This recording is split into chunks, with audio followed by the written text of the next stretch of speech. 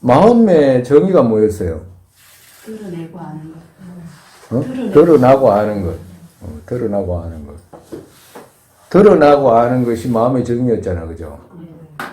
그러니까 마음 이렇게 이야기를 하면 이 정의를 모르면 그 구체적으로 이거다라고 말할 수가 없어. 이게 뭐 물건도 아니고 잡히는 것도 아니고 보이는 것도 아니고 아무 육감으로는 알 수가 없거든, 오감으로서는. 그러니까 마음에 그렇기 때문에 뭘 잘 알아야 되냐? 마음의 정의라고 하는 거 있잖아.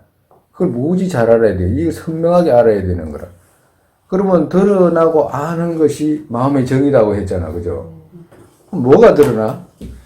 뭐? 대상이 드러나는. 대상이 드러나는 거지. 대상이 드러나는 거. 대상이 드러날 때, 비교로 말하면, 우리가 거울 있잖아요. 거울이 대상이 드러나잖아. 그죠? 거울의 대상이 드러날 때, 거울의 대상이 드러나는 거기에, 만약에 찌꺼기가 있다, 가정으로. 뭐, 먼지가 많이 잔뜩 끼어 있다. 그럼 대상이 드러나겠어요? 안 드러나겠어요? 잘 안 드러나지. 이쪽에서 잘 안 드러날 뿐만 아니라 이쪽에서도 인식이 안 되지. 거울에 잔뜩 때가 끼어 있는데 보일 리가 있나? 대상도 드러나지도 않고 안 보이잖아. 그죠? 그러니까 마음이라는 것은 두 가지 일을 하는 거라. 두 가지 일을 한다고 늘 이야기했잖아. 그지? 드러나고 아는 것. 그죠? 드러나고 아는 것. 그러니까 뭐가 드러나? 드러난 것을 아는 거라. 뭐가 드러나? 드러나게 하는 것도 마음이 하는 거라. 마음이 하는 거거든. 대상을 드러내잖아. 그게 마음이 하는 거거든. 마음이 대상을 드러내고 그걸 인식하는 거거든. 그럼 만약에 대상을 드러나야 되는 그 대상에 거울처럼 드러나야 되는 거기에 때가 있다. 가정으로. 그러면 이 대상이 드러나겠어요? 안 드러나겠어요? 금방 스님이 이야기를 했잖아. 금방 넘어가는 태양을 본인이 기억해라고 이렇게 이야기를 했는데 본인이 기억하려고 했는데 안 드러났잖아. 그럼 뭐가 있어요? 때가 잔뜩 묻어 있는 거라. 정말해서 본인들이 우리가 때가 잔뜩 묻어 있는 마음에는 우리 스스로 그 대상을 드러내려고도 안 드러나. 왜 안 드러나? 때가 잔뜩 묻어 있는 거예요. 때가 잔뜩. 응? 때가 잔뜩 묻어 있다 이 말이야. 그럼 때가 잔뜩 묻어 있는데 아침에 뭐 세수하고 이렇게 거울 보면 때가 잔뜩 묻어 있는 거울에 안 보이잖아요, 얼굴이. 거울이 본 적 있죠? 아침마다 거울 보잖아. 그 때가 잔뜩 묻어 있으면 안 드러난다 이 말이야. 그러니까 마음으로 어떤 대상을 뜻으로 떠올리는 거거든. 눈으로 안식으로 떠올리는 게 아니고. 그러니까 의식으로 떠올리는데 그게 또 드러나지가 않는 거라. 드러나지가 않으면 이게 이쪽에서 어떻게 돼? 인식할 수가 없어. 그 말은 무슨 말이냐 하면 내 마음에 번뇌의 찌꺼기들이 잔뜩 묻어 있으면 대상이 드러나지가 않아.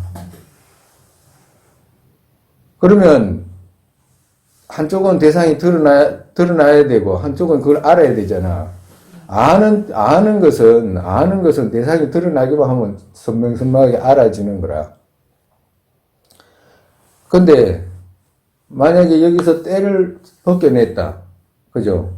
거울에 있는 때를 벗겨냈다. 깨끗이 닦아냈다. 그럼 대상이 드러나잖아. 드러나는 걸 어떻게 돼? 여기서 아는 거라. 인식하는 거라. 그래서 한쪽은 드러내고 한쪽은 아는 거. 이게 마음의 정의라. 이걸 보고 마음이라 그래요. 이걸 보고. 그러면 아까 전에 이야기를 했잖아. 우리가 영상이 드러날 때 뭘 통해서 드러났어요? 거울을 보면. 거울을 통해서 드러나잖아. 그죠? 우리가 거울을 보면 저쪽에 이쪽에 있는 모습이 비치면 저쪽에 거울이 있기 때문에 드러난 거잖아. 그죠? 이런 벽에들은 안 드러나잖아. 그 말은 무슨 말이냐 하면 영상이 드러날 수 있는 바탕이 있었어요? 없었어요? 그게 뭐예요? 거울이었는 거라. 그와도 같이 우리가 보름달이 뜨면 보름달에 호수에 달이 비치잖아. 그럼 달이 비칠 수 있는 근거가 있어요? 없어요? 있지. 그것이 물이잖아. 그죠? 그 영상이 비출 수 있는 거울이 있잖아. 거울이라는 근거체가 있잖아. 그거와도 같이 우리 마음의 대상이 드러나잖아. 대상이 드러날 때 그 대상이 근거체가 없으면 드러날 수가 없어요. 드러날 수 있다는 게 뭐예요? 그게 마음이라는 거라. 만약에 그 과정으로 컴퓨터라든지 기계라든지 이런 것은 정말에서 거울이 만약에 영상이 드러났다 가정으로 그죠? 거울에 영상이 드러나잖아. 그럼 거울이 영상을 알 수 있어요, 없어요? 거울은 없어요. 알 수 없지. 왜? 지는 마음이라는 게 없어. 지는 인식할 수 있는 게 없다고. 그러니까 알 수가 뭐 없는 거라. 그와도 같이 그렇지만 마음은 어때? 마음은 알아진다 이 말이야. 그래서 뭐라고 하냐? 드러나고 아는 것 이렇게 표현하는 거라.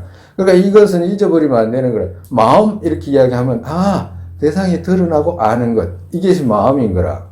마음이라고 할 때 마음의 정의를 마음 이러면 손가락으로 이렇게 마음을 정확하게 자기 스스로 뭐 꼭 손가락은 아니지만 자기 스스로 이게 마음이야 라고 이렇게 인식할 수 있는 그런 사람이 잘 없어요.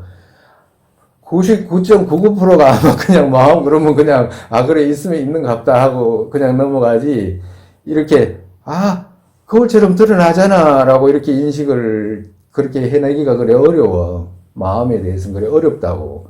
그러니까 깊이 해봐야지만이 그걸 알 수 있는 거고 만약에 더 나아가서 여러분들이 이걸 근거로 지금 스님이 이야기해주는 이걸 근거를 통해서 조금만 더 본인이 생각을 해나가면 내 마음에서 부처님께서 우리가 지금 심유학이라는 것은 지혜 쪽의 마음을 개발하는 거거든. 지혜 쪽이라는 것은 옳고 그름을 구분하는 거고 이치가 이렇기 때문에 이렇다라고 하는 이치를 구분해내는 힘을 키우는 거거든. 정말에서 그렇게 되면 그 속에서 얻어지는 게 한량없이 많아요. 여러분들이 내가 구체적으로 이랬다 설명을 할 수도 있겠지만 여러분들이 해야 되는 그런 꼭 해서 본인이 생각해서 넘어가야 되는 그런 것도 있다 이 말이라. 여기서 다 생각해서 주는 것이 좋은 것이 아니라 그렇게 되면 여러분들이 생각한 만큼 여러분 스스로가 불교에 대한 어떤 개념이라든가 이런 걸 훨씬 더 많이 가져갈 수 있는 그런 여건이 된다 이 말이에요. 지금 이 말에 근거로 해가지고 사유를 해보라고.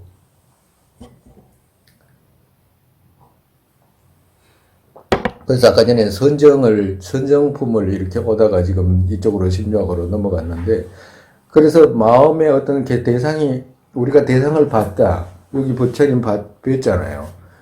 연꽃을 뭐 봤다. 그럼 눈 감고 잠깐 생각해 보라고 그러면, 그걸 자기가 안식으로 본 그 같은 부처님이 인식이 되냐면 거의 안 돼. 왜 그러냐? 그만큼 우리 마음에 찌든 때가 그만큼 있다 이 말이라. 복덕도 부족하고 찌든 때가 그만큼 있다라고 생각하면 돼. 마음에 제거해야 될 바들이 그만큼 많이 있다라고 생각하면 되는 거야. 이것은 무엇이냐면 선정 중에 한쪽이잖아, 그죠? 선정을 닦는 방법이거든. 선정을 닦는 방법. 선정은 한 대상을 뚜렷하게 기억을 하고, 그러고 난 뒤에 그 대상이 뚜렷하게 기억이 떠오르는지 그렇지 않은지를 정지로 살피는 거거든. 정지로 살피는 거거든. 만약에 정지로 살피다가 산만이 와가지고 마음이 이제 조금 번뇌가 온다든가 도구가 온다든가 혼침이 온다든가 이러면 다시 정지가 나무래야 되거든. 니 어디로 간다 정신 차려라 하고 살펴줘야 되는 거거든. 그러니까 도구 산만을 정지로 살피는 거예요. 정지로. 그러니까 기억을 해내가지고 그 기억을 잘 지키기 위해서 정지로 살피는 거라. 그래서 이 선정을 닦을 때는 바로 지금 우리가 기억과 정지가 지금 정지 품의 선정이 이제 미리 예비로 이제 말씀하신 이유도 그와도 같다 했나요. 근데 그게 선정이 잘 떠오르지 않을 때는 그만큼 마음에 때가 있어서 그런 거다 이 말을. 그와도 같이 마음에 때가 있어서 그렇다라고 한다면 그 마음이라는 건 뭐냐 하면 드러나고 아는 것. 그것이 마음의 정의다 이 말이에요. 뭐가 드러냐? 대상이 드러나고 그걸 아는 것. 그걸 갖다가 마음이라고 그런다 이 말이에요. 그러니까 우리가 어저께 전번 시간에 일곱 가지 마음의 종류 배웠잖아. 그죠? 네. 7종류 마음의 종류 첫 번째가 뭐였어요? 현전시. 건현전시 배웠잖아. 그지? 처음에. 그 다음에 의현전 배웠잖아. 그 다음에 뭐 배웠어요? 그 현전은 빼고 그냥 자정현정, 요가현전은 빼고 의현전 배웠고, 그지? 그러고 난 뒤에 뭐 비랑 배웠잖아, 그지? 그 다음에 뭐 배웠어? 재결시. 그 다음에 사찰의. 그 다음에 변익으로. 그 다음에 전도시. 의심 이렇게 배웠잖아, 그죠? 그러니까 우리 마음이라는 것이 지금 상태가 완전히 100% 뒤집어진 전도식에서부터 부처님 마음인 혈량, 의현전, 요가현전을 얻을 때까지 나아가는 그 순서를 지금 7가지로 그 나열해 놨다고 말씀드렸잖아요. 그리고 또 우리가 지금 상태가 저기 전도식에서 출발하는 거니까 이제 또 나아가야 된다라고 그랬고, 또 부처님 또한 전도식에서 출발해가지고 뭘 얻으냐면 현전을 다 얻으신 거거든. 그러니까 양을 얻었다 이 말이라. 양을 얻었다 이 말. 그것도 양이라는 말의 그 개념을 설명해 드렸잖아. 그죠? 양이라는 것은 속이지 않는 마음이잖아. 그지? 속이지 않는, 일체에서 속이지 않는 마음이라 속지도 않고 일체 그대로를 아는 마음이거든. 그러니까 우리도 어디로 가야 되냐면 양을 얻어야 되는 거라. 정말에서. 그래서 처음에 우리 저기 세친보살의 그 제자 중에 진나보살이라고 있어요. 진나보살. 그러니까 진나보살이라는 분이 계셨는데 그분은 그 어떤 논설을 쓰셨냐 하니까 세친보살의 그 제자인데 직접 뵀는지 안 뵀는지 모르겠는데 여하튼 그분은 집량론이라고 논설을 쓰셨어요. 집량론. 그러니까 집량론이라는 논설을 쓰셨는데 그 집량론의 논설 중에 이제 첫 구절이 이런 구절이 있어요. 양으로 된, 이 말을 쓰거든. 양으로 된 중생을 이익되기 위해. 그 다음에 뭐냐? 도사. 그 다음에 선서. 그 다음에 구주에게 절하옵니다. 이렇게 이 두 줄이 있어. 그러니까 우리가 네 구절의 개성 같으면 이 앞에 이 구절이 읽어보세요. 선생님 뭐라고 그랬지? 두 구절이 뭐라고 그랬어?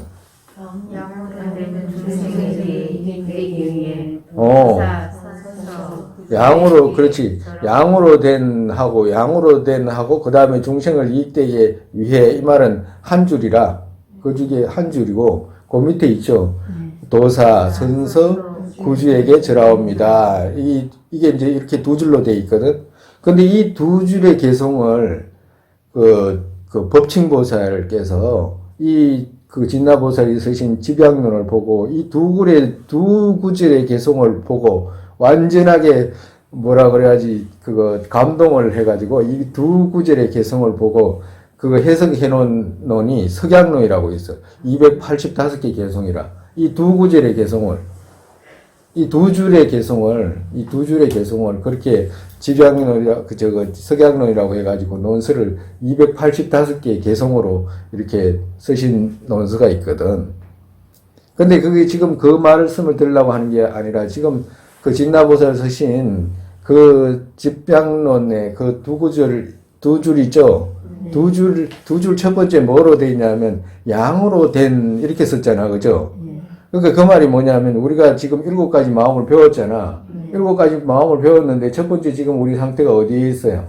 저 아래에 있잖아. 양이 없잖아. 부처님도 똑같다 이 말이야. 부처님도 똑같이 양으로 됐다 이 말은 양이 아니었을 때가 있었다 이 말이잖아. 그죠?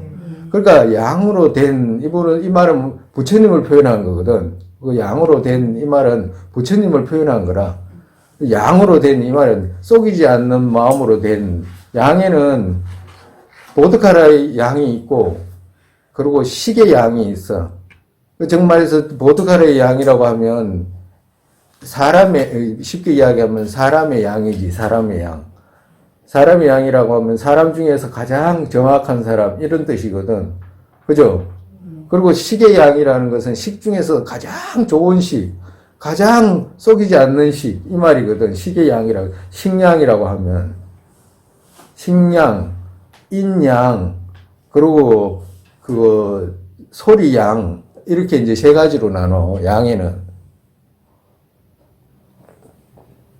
근데 여기서 첫 번째는 우리가 지금 인양을 지금 이야기하잖아요. 이 보드카라. 그리고 또 식양을 이야기하잖아요. 완전히 부처님께서 속이지 않는 마음, 완벽한 마음. 그러니까 이것은 무슨 뜻이냐면, 양으로 됐다 이 말은 양 아니었을 때 저 밑에 있잖아요. 우리가 7가지 마음 중에 양 아닌 마음이 어디 있었어요? 그 밑에 전부 다 양이 아니었잖아. 혈량 아니고 비량 아니고 그 밑에는 전부 다 저기 뒤집어진 식 아니면 뭐 드러나도 알지 못하는 전부 분별식이고 이랬잖아. 그죠? 이런 분별식에서 전부 다 바른 마음으로 된 이 말이거든. 그러니까 바른 마음으로 된 그분이 누구냐? 그분을 어떻게 해서 그렇게 됐느냐? 그 두 줄을 우리 불교에서는 전부 그 두 줄에서 다 설명을 해요. 그 두 줄에서 다 설명을 한다고. 그 양으로 됐는데 어떻게 해서 양으로 됐냐? 중생을 이익되기 위해서 이 말은 그 말은 인을 표현하는 거거든. 인을 표현하는 거라고.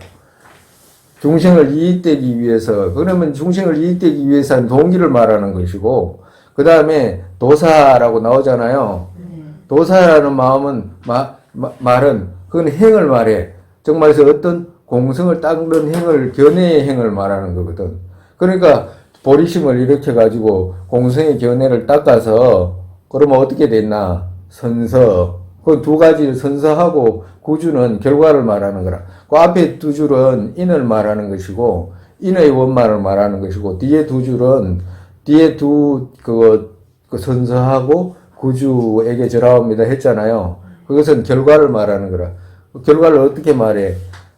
선서라고 이렇게 이야기를 했을 때는 그때 선이라고 하는 것은 안락이라고 표현했잖아. 그죠? 안락에 도달하신 분 이 말이거든. 안락에 도달했을 때는 누가 안락에 도달해? 당신 스스로가 안락에 도달했다 이 말이라. 그리고 당신 스스로만 안락에 도달했을 뿐만 아니라 또 어떻게 돼요? 구주라고 했잖아요. 일체 모든 중생의 구주이신 그분에게 절하옵니다. 이렇게 이제 출발을 하는 거예요. 그래서 지금 이야기를 하는 것은 내가 이제 다른 뜻이 아니고 우리가 양을 배웠잖아. 7가지 제일 좋은 마음이 그 혈량이었잖아. 그죠? 양이었잖아. 그죠? 양을 얻기까지 부처님 또한 여 밑에서부터 양으로 됐지. 스스로가 양으로 본래부터 돼 있는 그런 분이 아니다 이 말이라.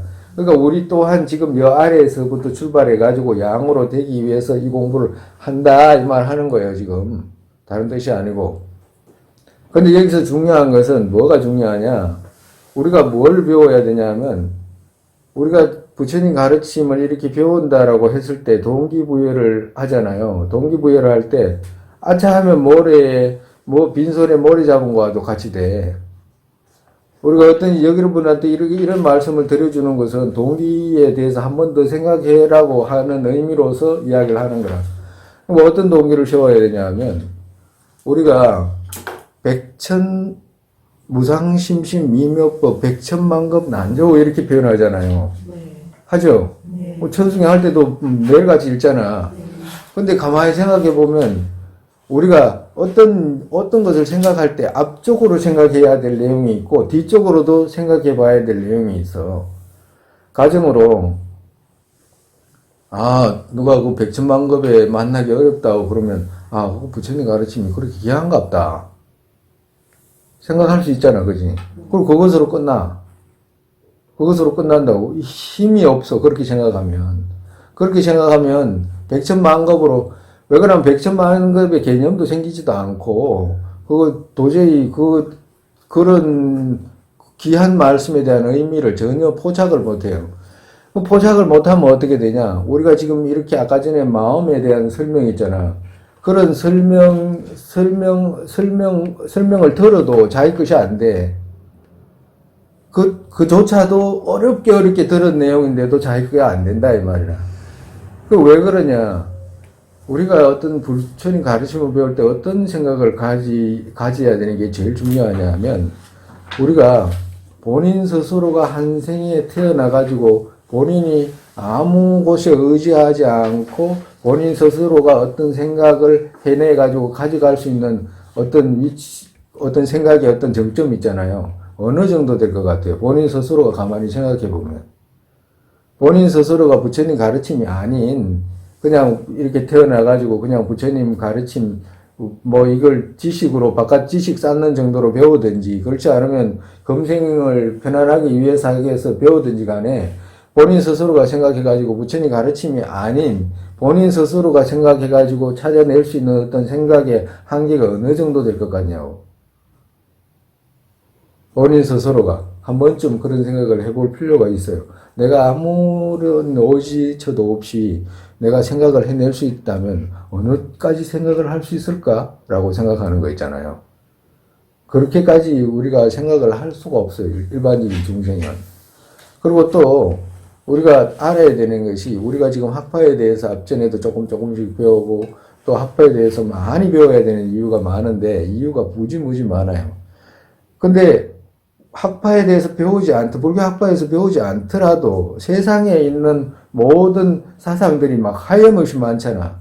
본인 스스로가 세상에서 가장 뛰어난 우리가 서양 철학자도 있고, 그리스 철학자도 있고, 또 동양에는 노자, 장자도 있고, 또 공자, 맹자도 있고, 여러 가지 사상가들이 많은데, 아무 의지처 없이 본인 스스로가 공자나 맹자처럼 될 수 있을 것 같아요? 그거조차 어려워요. 본인 스스로가, 그 기독교라는 것 자체도 본인 스스로가 생각해가지고, 조물주가 있어서 만들었겠구나라는 그 생각 자체도 해내기가 어려워요. 일반적으로, 해내기가 어렵다, 이 말이에요. 한 개인이 어떤 생각을 해가지고 그 생각까지 닿기는 그래 어려워. 왜 그래요? 그러면 그것뿐만 아니라, 이 세상 사람들이 아무리 생각을 쥐어짜고 수억 명이 태어나고 죽고 헤아릴 수 없는 중생들이 태어나고 죽고 해도 부처님 같으신 분의 생각을 해내지, 아무도 못 해냈다 이 말이거든. 그 말은 뭐냐면 없잖아요. 증명이 되잖아. 부처님 같은 분이 없다라고 증명이 되잖아. 그거는 이 인구가 아무리 태어나고 죽고 하는 그 속에서 자기도 본인 스스로도 그 속에 있다 손 치더라도 부처님 가르침보다 뛰어난 생각을 해낼 수가 없었잖아.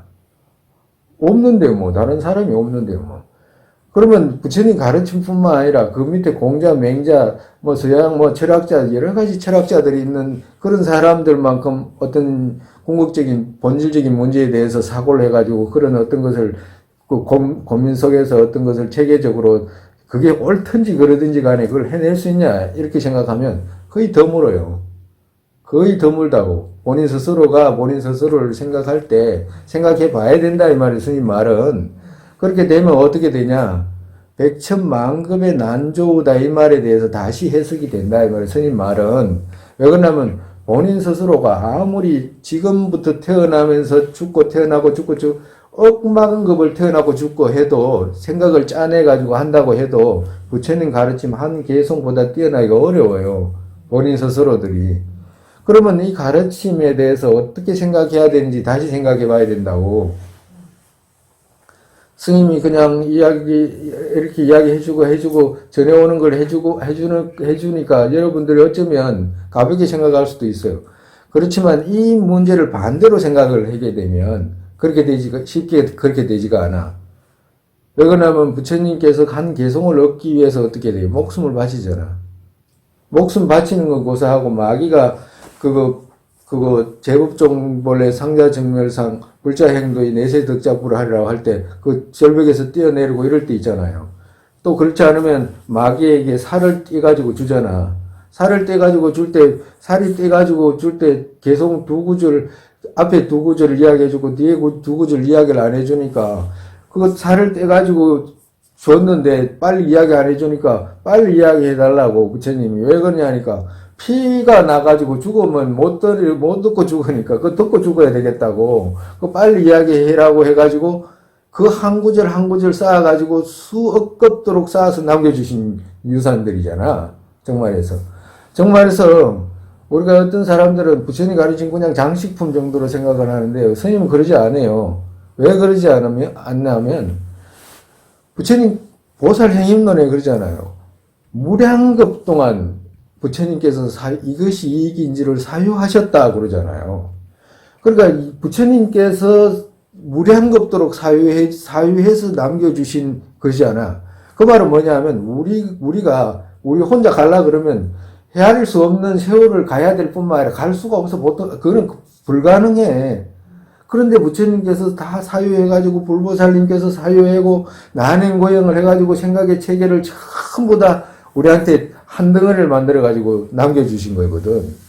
근데 이것을 만약에 가볍게 생각하거나 이것을 수월하게 생각한다 그러면 본인이 생각하는 정말에서 본인이 무슨 생각을 가지고 불교를 배우는지 알 수는 없지만 아무런 이익이 없어져 버려요. 이 첫 번째 여기 그런마가 잘못돼 버리면 아무런 그것이 없어져 버린다고. 그래서 우리는 반대로 생각을 하면 우리 스스로 이걸 거 있잖아요. 우리 스스로의 입장하고 바깥 대상 진짜의 입장하고 그것이 늘 상반되기 때문에 우리가 어려움을 겪는 거거든. 그러면 우리 스스로의 입장에서 진짜 내가 무엇을 대하고 있는지를 다시 생각을 해보면 그 생각이 바르게 될 때는 진도도 빨라. 그리고 진도도 빠르고 진도가 빠르다는 것은 뭐예요? 마음의 변화가 그렇게 빠르다는 거지. 왜 그러냐면 동기가 튼튼하고 확실하고 부처님께서 그거 의미 있는 남겨주신 의미에 그 개합하니까 그런 거거든, 그게.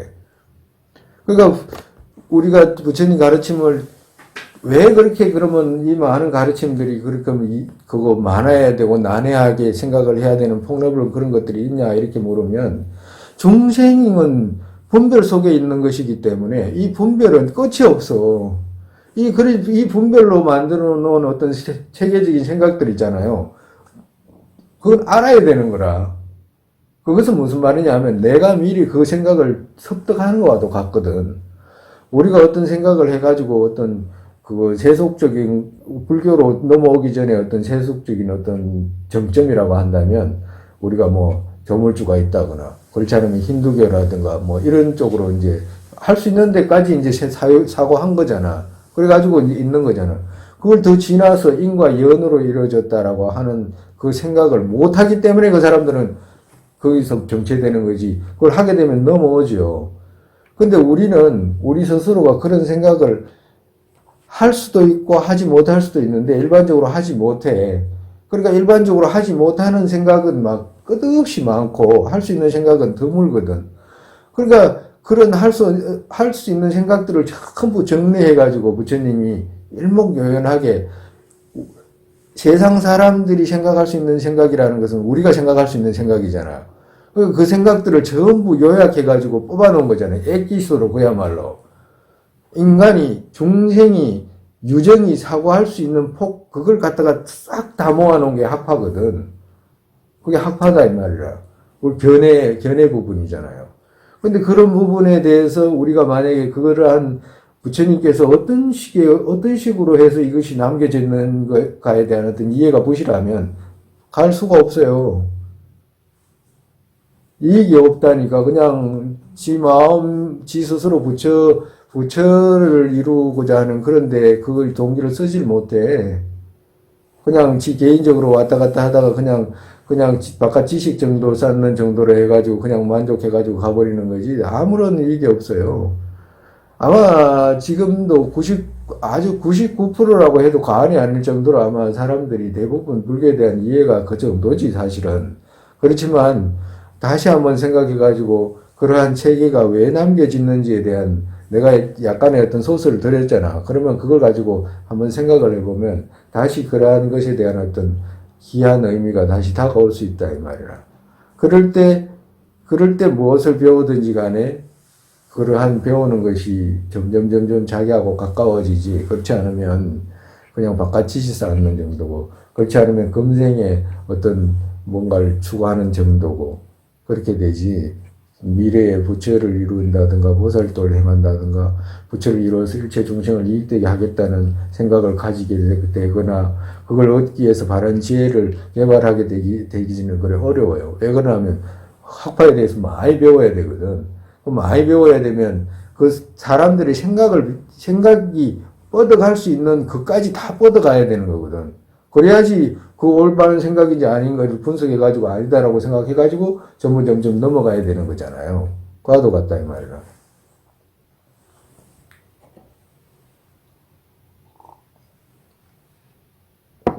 그래서 우리가 이제 그거 전번 시간에 양에 대해서 우리가 얻어야 되는 양, 그리고 또 부처님께서도 양을 처음부터 갖고 있은 분이 아니고 얻게 된 분이니까 우리 또한 얻을 수 있다는 거, 그리고 발전시킬 수 있다는 거, 그리고 이제 그 중에서 이제 가장 정말에서 부처를 이루는 과정 속에서 가장 중요한 이제 7가지 이제 그거 심리학 그 마음 종료했고, 그러고 난 뒤에 우리가 마음이라고 하는 거 있잖아요. 마음으로 이제 성장을 하는 거니까 마음 중에서 이제 그 마음의 정의를 했고, 그리고 마음을 둘로 또 식을 둘로 구분하면 마음을 둘로 구분하면 심과 심왕으로도 구분하거든.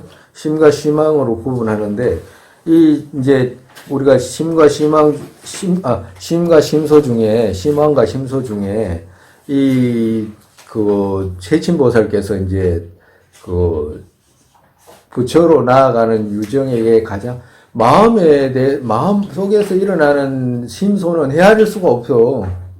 기본적으로 헤아릴 수가 없어요. 너무너무 많기 때문에. 근데 가장 중요한 마음, 그거 심과 심소를 나눠가지고, 그거 이제 심소를 51가지로 나눠가지고, 심왕과 심소를 51가지로 나눠가지고 이렇게 남겨놓으신 이제 그 심과 심소에 대한 어떤 학문이 있는데, 이것을 이제 왜 이렇게 적게 나눠놨냐면 가장 필요한 있잖아, 심소. 가장 필요한 심소, 가장 제거해야 되는 심소, 핵심적으로 제거해야 되는 심소와 가장 우리가 개량해야 되는 심소, 이것을 이제 나눠가지고 51가지로 나눠 놓으신 거라. 그래가지고 이제 심과 심소로 나눠놨는데, 다음 시간에 부터 이제 심과 심소에 대해서 이제 그거 할게요. 오늘은 아니 조금만 하자고 그러면. 심과 심소. 그러니까 심과 심소라고 하면 심이라고 할 때는 여기서는 심이라고 하면 심왕을 뜻하는 거예요. 심왕을 뜻한다고. 심소는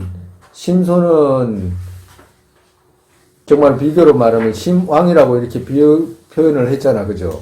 그럼 심왕이라고 표현을 했으면 왕이 있으면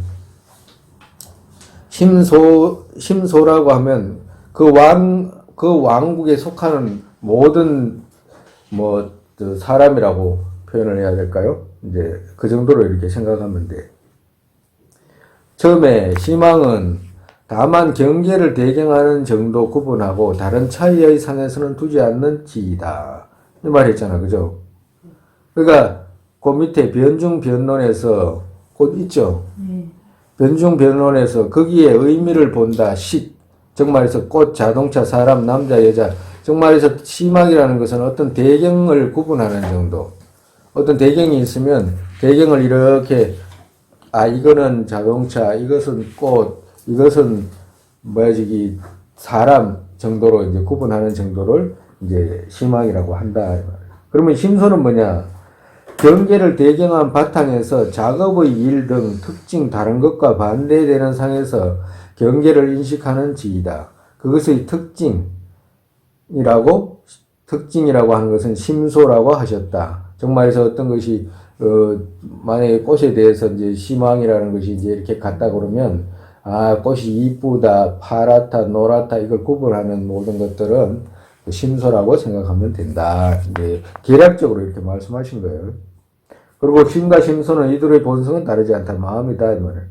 정말 앞전에 우리 그런 말 많이 했죠. 심왕과 심소는 손과 손가락 같다라고 했잖아, 그죠?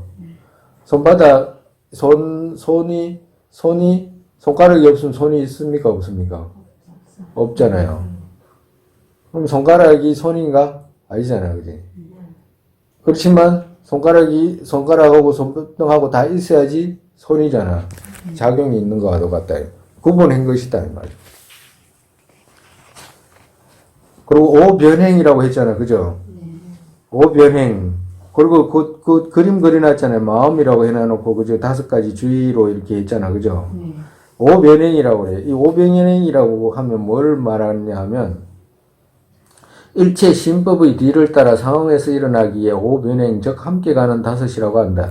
즉 말해서 이게 무슨 말이냐 하면, 마음이라고 이렇게 있으면 이 5가지는 늘 함께 해. 무조건 따라가. 즉 말해서 마음이 있으면 이 5가지는 함께 간다 이 말이라. 이건 따로따로 떨어놓고 생각할 수 있는 게 아니고, 그래서 오변행이라는 말은 함께 가는 행 이 말이라. 5가지 함께 가는 행 이 말이라. 뭐하고 함께 가냐? 마음하고 함께 가는 거라, 이 5가지. 즉 말해서 마음이 있으면 그 밑에 첫 번째 촉이 있죠. 원래는 순서는 감수라고 있어. 왼쪽에 감수 있죠. 그 다음에 상이 있잖아. 그죠? 그 다음에 심사라고 있죠. 그 다음에 촉이 있죠. 그 다음에 자기라고 있잖아. 이 5가지는 이 늘 마음이 있는 곳에는 이 5가지가 늘 있는 거라. 즉 말해서 마음이 이렇게 있으면 첫 번째 감수라고 했잖아요. 감수라고 하는 것은 느낌이잖아. 그죠? 느낌은 어딘가에 부딪혔을 때 고통을 느끼거나 즐거움 혹은 불고불락을 느끼는 마음. 이 3가지를 느끼는 거잖아. 그죠? 이걸 갖다가 감수라고 한다 이 말이라. 이 감수라는 것은 마음하고 함께 있어. 늘 함께 있다 이 말씀하십니다. 그러면 이 감수라든가 상이라든가 심사라든가 촉이라든가 자기라든가 이런 마음은 좋은 마음입니까? 나쁜 마음입니까? 이렇게 이야기를 하면 이 마음은 그거 번뇌가 아니야. 번뇌가 우리 이게 마음에 대해서 이렇게 자세하게 못 배우는 사람들은 마음에 일어나는 것들을 전부 번뇌라고 생각하잖아. 그죠? 일반적으로 그렇게 생각을 많이 하잖아. 이 번뇌가 아니라 우리한테 필요한 마음이다 이 말을. 즉 말해서 그 밑에 그 감수의 정의를 이렇게 말해 놓은 거라. 자경에서 자력으로 경험하는 작업의 심소, 수의 정의. 그러니까 스스로 힘으로 감수라는 심소가 있어가지고 스스로 힘으로 경험하는 심소다 이 말이라. 경험하는 것이 지일이라. 지일. 경험하는 것이 감수라는 것은 경험하는 것이 느끼는 것이 지일이다 이 말이라.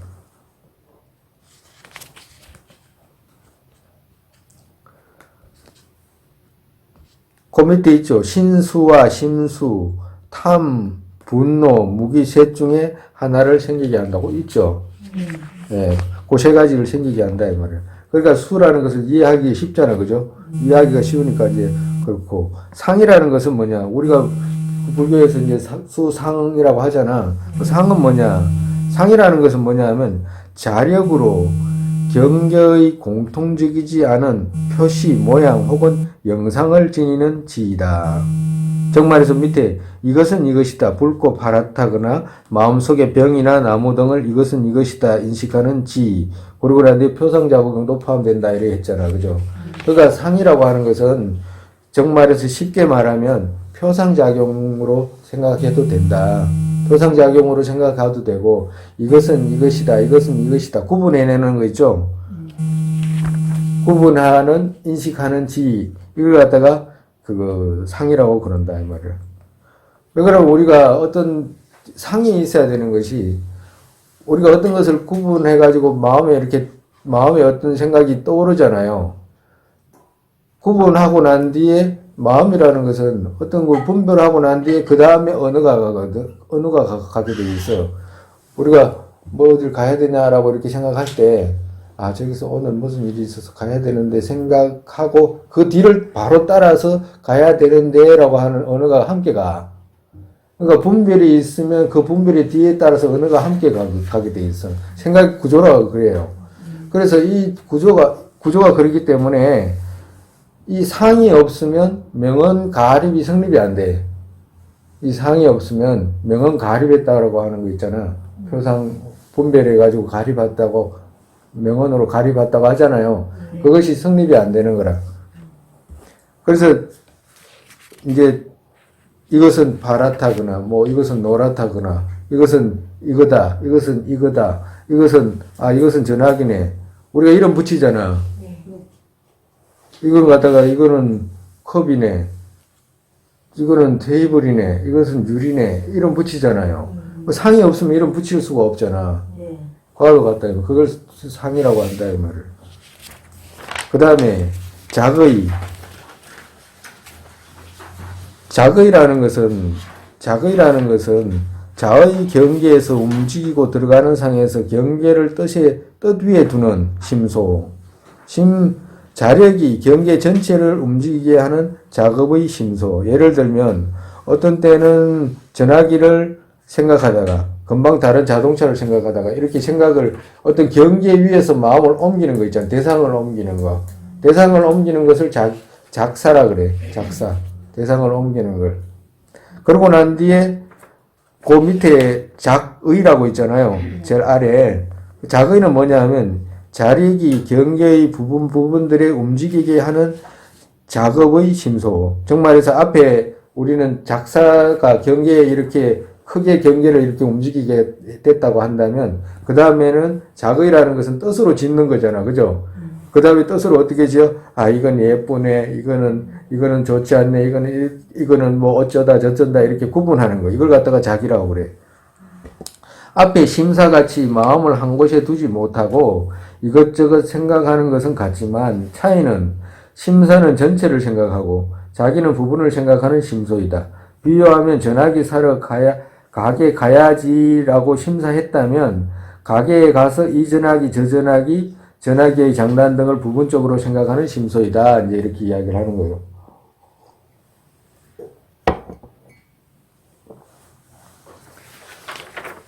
그리고 촉은 고비에 촉 있잖아. 그죠? 촉은 경계, 의식이 모여서 경계의 특징, 뜻에 맞거나 맞지 않거나 아무렇지도 않은 셋 중에 자력이 수용하는 심소이다. 작업은 고락 등 감수의 근거를 한다. 정말에서 이건 지금 여러 가지 이제 5가지를 떨어 놓고 이제 이야기를 하니까 이제 하나하나 이렇게 해석을 한 거예요. 근데 만약에 이것을 함께 생각한다고 한다면 이 5가지가 함께 있는 거라. 이 5가지가 만약에 하나라도 빠지면 우리의 어떤 마음의 작용은 일어날 수가 없어. 구체적으로 일어날 수가 없어. 제대로 일어나지가 않는단 말이야. 가정으로 우리가 어떤 것을 촉을 할 때 촉이 없으면 일어나요, 안 일어나요? 대상을 촉해야지 인식을 하잖아. 그럼 일어나지가 않지. 그럼 감수하는 거 있잖아. 감수라는 것은 고락을 감수하거나 무기를 감수하잖아. 이 감수하는 게 없으면 어떻게 돼요? 촉이 일어나도 이 감수하는 것이 없으면 어떻게 돼? 마음이 일어나지가 않잖아. 경계가 일어나지 않아. 그리고 상이라는 거 있잖아. 상의 표상작은 어떤 이름 붙이는 게 없으면 그걸 어떻게 인식을 해? 이거 밑에 그 3가지가 있어도 인식이 되겠어요? 안 되겠어요? 안 되겠잖아. 그리고 자기가 없으면 어떻게 돼? 작사가 없으면 경계를 전체적으로 이렇게 꽃을 이렇게 바라본다든가 이런 것이 없잖아. 그 경계를 전체적으로 경계에 관심을 가지게 하는 마음인데, 그럼 관심을 가지게 하는 마음이 없으면 어떻게 돼? 다른 작의도 일어나지 않을 뿐만 아니라 다른 생각조차도 구체적으로 무엇을 해야 될지를 모르는 것과도 같다 이 말을. 그래서 이 5가지는 마음이 간다라고 하면 이 5가지는 늘 함께 가는 거라. 그걸 갖다가 뭐라고 하냐면 오변행이라고 한다 이 말이에요. 그래서 여러분들이 이제 이해가 잘 안 가면 우리가 어떤 것을 인식할 때 만약에 누가 이렇게 아침에 되게 일어나가지고 잠자다가 일어나가지고 눈을 부비고 있는데 엄마가 애들한테 전화기를 이렇게 주면 애들이 이래 눈부시고 엄마가 전화기 새로 니가한테 선물 준다 이러면 눈 부부고 이래 전화기 볼 거 아니에요. 그죠? 그러면 전화기를 첫 번째 촉해야 되잖아. 대경을 촉해야 되잖아. 그러면 대경을 촉한 다음에 무슨 생각을 가지게 되냐 하면 저 자기라고 하는, 그러니까 우리가 이걸 생각을 어떤 순서라든지 이런 걸 생각할 필요가 없이 한목에 일어난다라고 생각해야 되기 때문에 이걸 갖다가 구체적으로 여러분들한테 쉽게 설명하면 이렇다 이 말이야. 원래 불교에서는 감수, 상, 작사, 촉, 자기 이렇게 순서가 있어. 그렇지만 스님은 이렇게 해석하는 이유가 여러분들이 쉽게 이해하게끔 하기 위해서 이제 이런 말을 하는 거예요. 그러면 촉을 하고 난 뒤에는 애가 이렇게 이게 눈을 비비고 촉했다 그러면 아, 이거 전화기네. 아이고, 이거 전화기네라고 할 거 아니야. 예? 내가 그 전에 갖고 싶었던 건데 생각할 거 아니에요. 그러니까 자기라고 하는 것이 일어나. 그러고 난 뒤에 자연스럽게 어떻게 돼? 자연스럽게 수가 일어나, 수. 상이 일어나, 상. 왜 그러냐면, 전화기라고 하는 것이 이름을 지으려면 같이, 자기하고 같이 작동을 해야 되잖아. 이 상이. 그러면 자기하고 같이 작동하고 난 뒤에는, 아, 좋아라, 라고 하는 감수가 일어나는 거잖아. 그지? 그러고 난 뒤에 어떻게 마지막에 심사가 일어나는 거라. 전체적으로, 아, 이게 전화기였는 전체적인 흐름 있잖아. 그걸 파악하게 되는 거지. 그래서 이것을 이렇게 지금 이야기한 대로 생각을 하게 되면 훨씬 이해하는데 도움이 될 수가 있어요. 순서대로 꼭 이렇게 감수, 상, 작사, 촉, 이렇게 해석하지 않고도 이렇게 이런 식으로 생각을 하면 되는구나 라고 이렇게 이해하기가 좋다 이 말이야. 그러고 난 뒤에 우리가 제일 주의해서 봐야 될 마음이 뭐냐면 상이라 상. 상은 왜 주의해서 많냐면 우리가 상의 뒤를 따라 뭐가 일어났어. 금방 감수가 일어났잖아. 그지? 그 감수는 어떻게 일어났어요? 감수는 좋고 좋지 않고 이것도 아니고 저것도 아닌 셋에서 일어나잖아. 그죠? 그러면 우리가 정말해서 상에서 좋지 않은 것이 일어나면 밀 거 아니야. 싫어할 거 아니야. 그죠? 그리고 만약에 과도 같이 상에서 우리가 올바르고 우리한테 이익이 되고 좋다 그러면 좋아하는 마음이 일어나잖아. 그죠? 그렇기 때문에 이 상을 어떻게 길들이냐에 따라서 우리 마음에서 우리 마음을 기쁘게 하고 불쾌하고 하는 차이가 있기 때문에 상을 잘 길들여야 된다. 상을 잘 발전시켜야 되고 공부할 때 이 상에 대해서 더 연구해가지고 그거 핵심적으로 많이 연구를 해가지고 정말해서 정밀하게 그거 키워나가는 것이 중요해. 우리가 오늘 이제 대충 요 정도로 하고 그리고 이제 심과 심소에 대해서 이제 다음 시간에 이제 또 차근차근 또 해나가도록 합시다.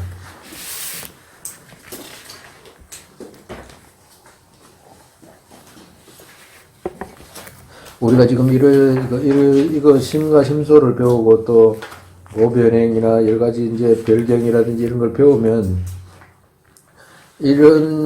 지금 이건 지혜의 부분이기 때문에 다른 거하고 틀린 것이 뭐냐면 우리가 스님이 조금씩 가다가 이제 석양론도 조금씩 해석해 드리고 이제 할 텐데 불교를 전문적으로 아주 막 들이파도 오랜 시간이 걸려야지만이 알 수 있는 석양론이라든지 이런 그거는 그렇게 해야지만이 배워요. 인도에서도 그렇게 해가지고 배워 나간다고.